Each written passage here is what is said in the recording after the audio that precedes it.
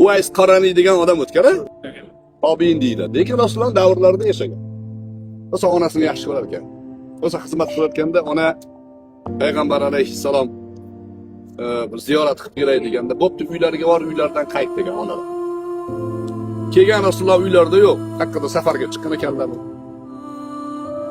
Borib payg'ambarimizni ko'rgani o'tmasdan uydan qaytgan. Onasini aytganiga ekan.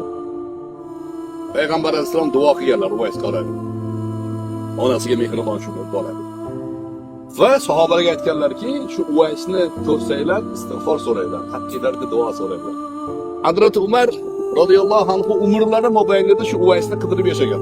Yamanlik bo'lgan, Qarim degan qabiladan. Yamandan kim kelsa to'xtab so'rar ekanlar. Sen kimsan? Qayerdansan?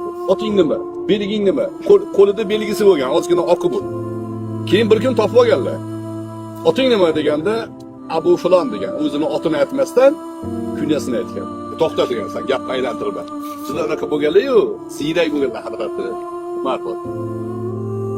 Topganlar, sen palonchimisan ha? Haqqimga duo qil degan. Sahoba tobiindan duo so'ragan. Hazrati Umar duo olgan odam, payg'ambarimiz duo oldigan odam, hamma yoqqa tarqab ketgan gap. Bu gapdan sekin kechqurun hech kim yo'lga chiqib, Uvays Qarani berkinib qaytib o'zini ko'rsatmagan. Mashhurlikdan qochishgan.